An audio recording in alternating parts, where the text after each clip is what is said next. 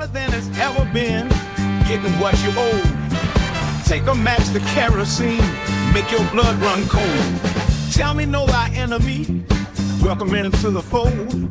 Love a lawyer, too big fifth, got me selling blood for gold. Out of tune and out of time, out of luck and unrefined. Apologize for a goddamn soul going out of my fucking mind. We on stolen land, we on borrowed time. This is crooked money. Guys, thought I'd do a little video to explain everything that everyone's been asking about the trike. So obviously a long way from finished at the minute. It's going to be a micro camper eventually, but I thought I'd get into the nuts and bolts of it and just explain a little bit of stuff. Now, first off, excuse my wiring. It's currently messy because it's not in its final state. That's because I've got a buck converter and inverter to install. So no shouting at me for that in the comments. Cheers, thanks. Okay. Right, so the heart of the whole thing, 48 volt, 40 Ah lithium ion battery. I wanted to go LiFePO, but I can't afford it at the minute, so yeah, here we are. Anyway, that is the heart of the thing. That obviously runs out to a 30 amp e-bike controller. That's pretty standard e-bike stuff, going back to a 26 inch by 4 inch 1500 watt rear hub motor with a giant fat tire on the back of it. Now from the other side of the battery, we follow these lines up here, and that takes us up to the MPPT charge controller up here. That's a Victron 120, so 100 volts, 20 amps. And from there, we obviously go out to the solar array. That's the panels just up here, do excuse the lighting.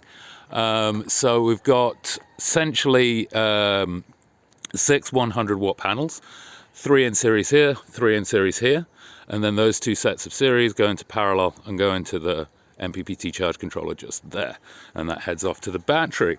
That's most of the electrical systems, obviously standard e-bike stuff on the handlebars. So yeah, pretty standard kit, not much to explain there.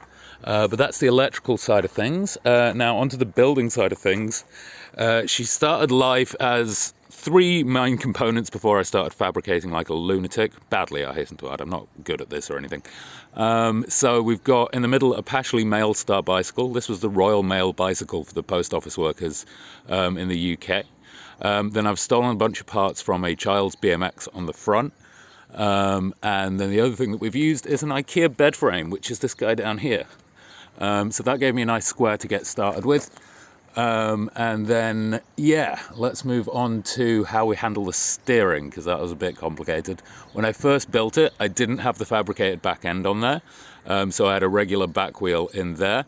And obviously it was a bicycle, so it had rake on the steering. That means that the point of steering, aka my top knuckle here, is further back than where the wheel touches the ground.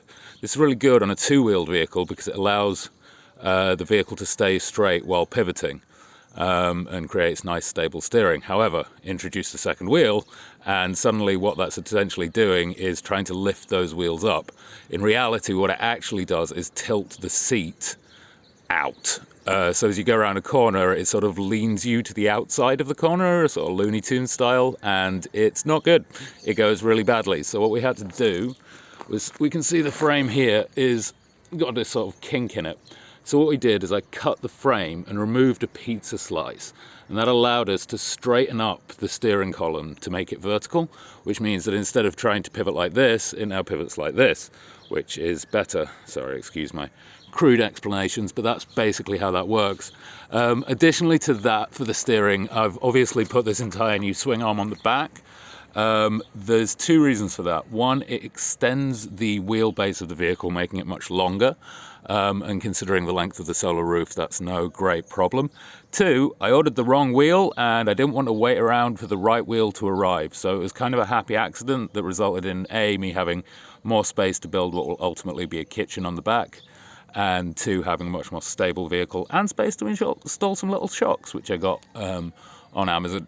They're designed for a scooter, but they work. Then the other really key important thing, if you're ever building a trike of this configuration, buy a steering damper. They're amazing.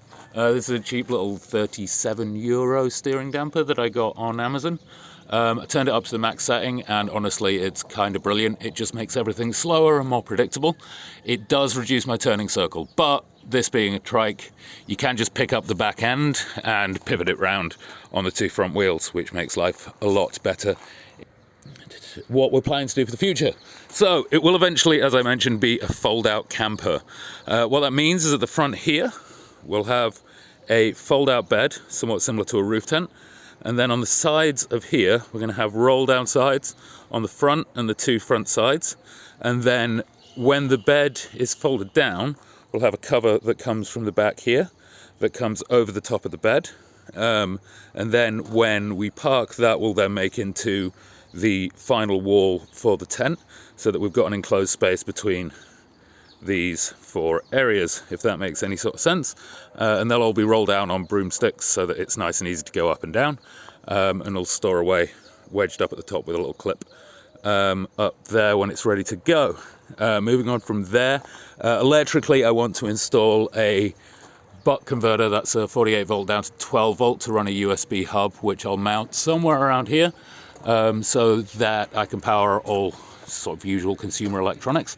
I also want to run an inverter because unfortunately my laptop won't charge on USB-C, so I need to have a small inverter for that, so I'll get like a 300 watt inverter, which will be mounted somewhere in the belly of the beast, I don't know.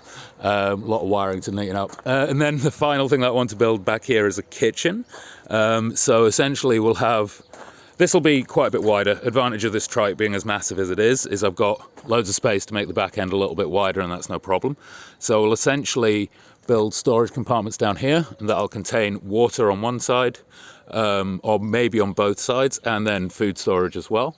And they'll have fold-out table arms, and in that I'm going to mount a drop-down silicon sink, and I'm going to mount some gas burners, and so we'll have a gas bottle somewhere in the back as well.